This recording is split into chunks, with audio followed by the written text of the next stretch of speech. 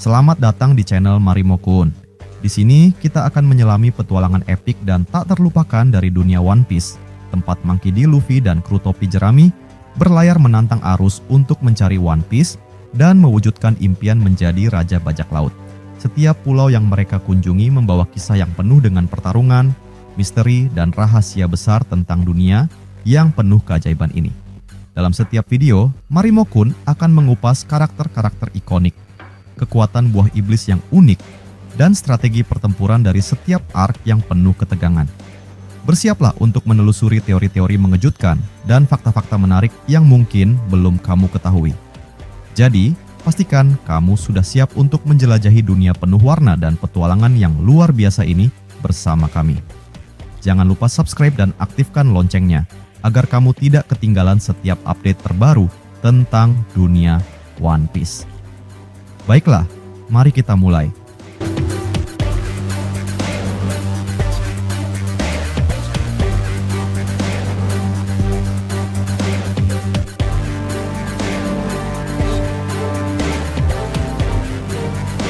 Cerita dalam chapter terbaru ini dimulai dengan melanjutkan ketegangan dari chapter sebelumnya.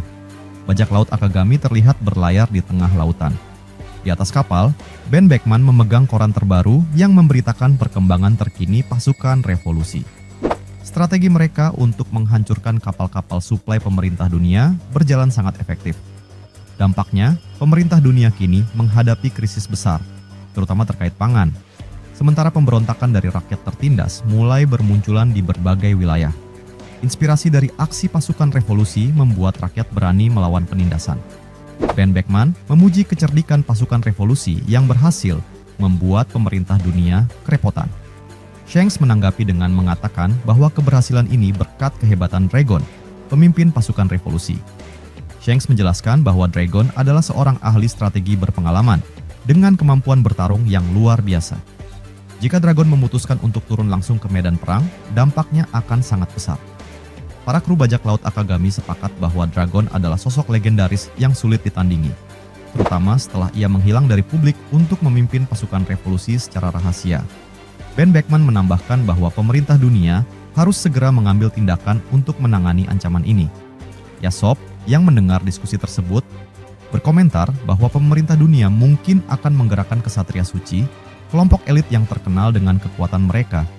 Ia kemudian bertanya kepada Shanks apakah saudara kembarnya yang merupakan salah satu kesatria suci akan bergerak dalam situasi seperti ini.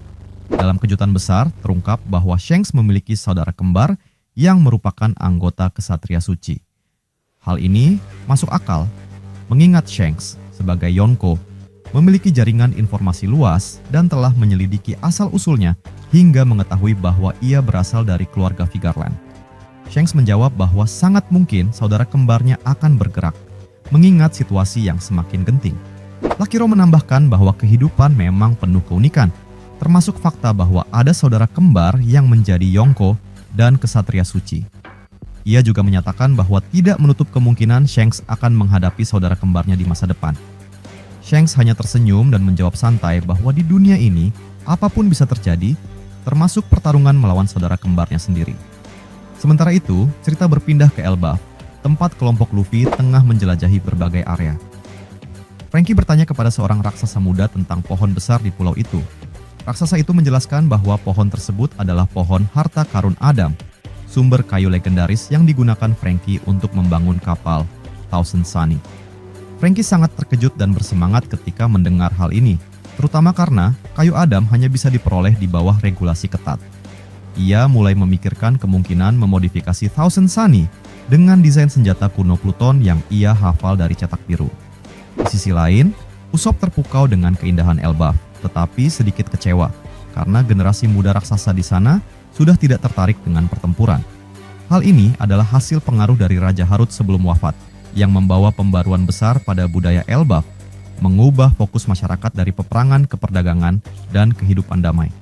Zoro yang ikut bersama mereka merasa bahwa kedamaian ini mungkin tidak bertahan lama.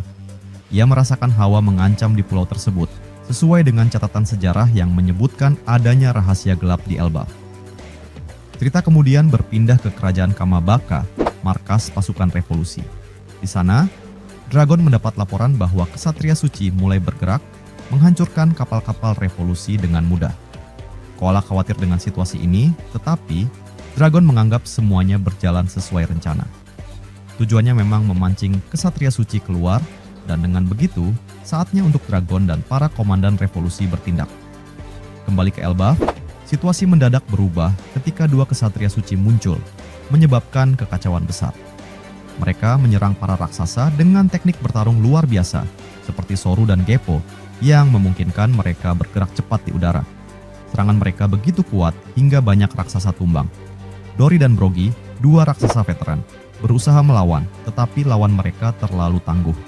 Mereka juga terkejut dengan salah satu Ksatria Suci yang mirip dengan Shanks, meskipun auranya terasa jahat. Pada bagian akhir chapter, Dori dan Brogy memutuskan untuk maju menghadapi dua Ksatria Suci tersebut meskipun mereka tahu risiko besar yang dihadapi. Zoro pun membuktikan firasatnya bahwa kedamaian di Elbaf hanya sementara. Kekacauan besar mulai mengguncang pulau raksasa itu dan pertarungan epik akan segera dimulai. Chapter ini penuh dengan intrik politik, aksi, dan pengungkapan besar, termasuk saudara kembar Shanks yang menjadi Ksatria Suci dan ancaman besar di Elbaf. Kejadian ini menjadi pengingat bahwa konflik antara pemerintah dunia, pasukan revolusi, dan para Yonko akan mencapai puncaknya, memberikan dampak besar bagi seluruh dunia One Piece.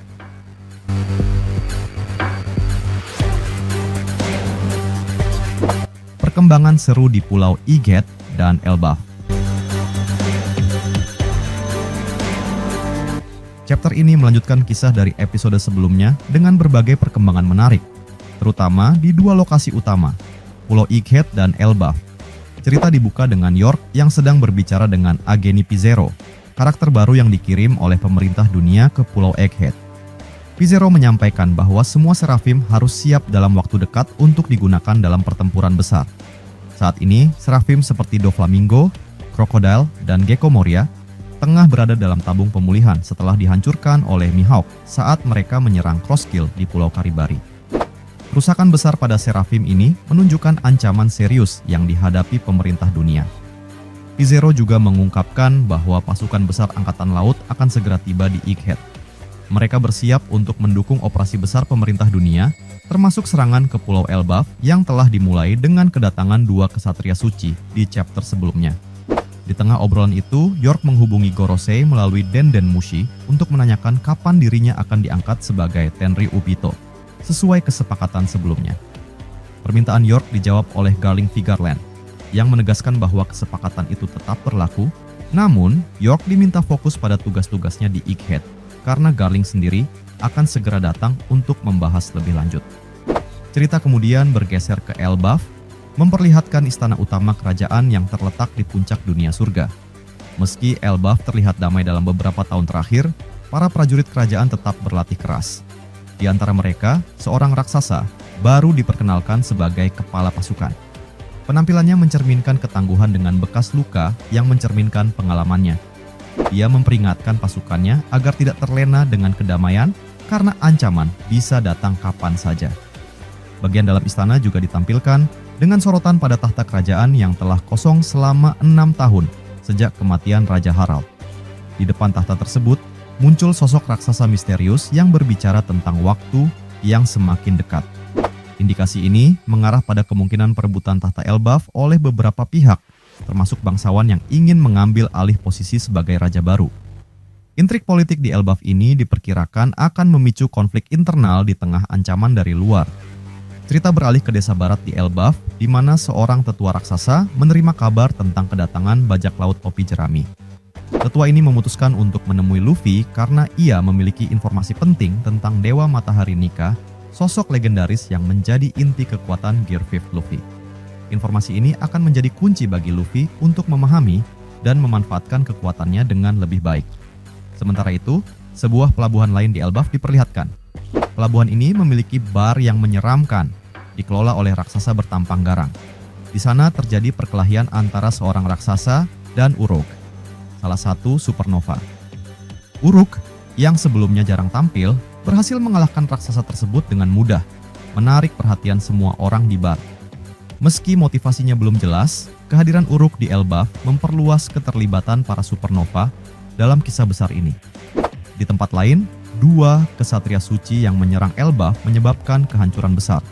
Para raksasa, termasuk Dori dan Brogy, kewalahan menghadapi kecepatan dan kekuatan luar biasa dari kesatria suci tersebut. Namun, saat saudara kembar Shanks hendak melancarkan serangan terakhir, seseorang muncul untuk menangkis serangan itu. Skopper Gaban, mantan anggota kru Raja Bajak Laut Golde Roger. Kemunculan Gaban yang tiba-tiba ini mengejutkan kesatria suci dan para raksasa. Gaban, meskipun sudah tua, masih memiliki kemampuan luar biasa. Ia mengungkapkan bahwa ia mengenali gaya serangan saudara kembar Shanks yang mirip dengan teknik Garling Vigarland muda yang pernah ia lihat dalam insiden God Valley.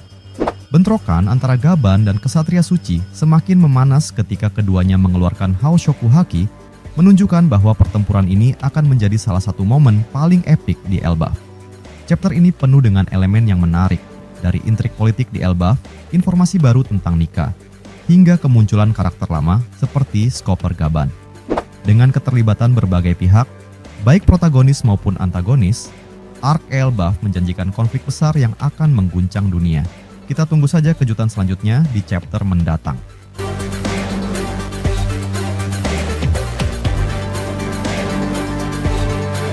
Terima kasih sudah nonton sampai akhir.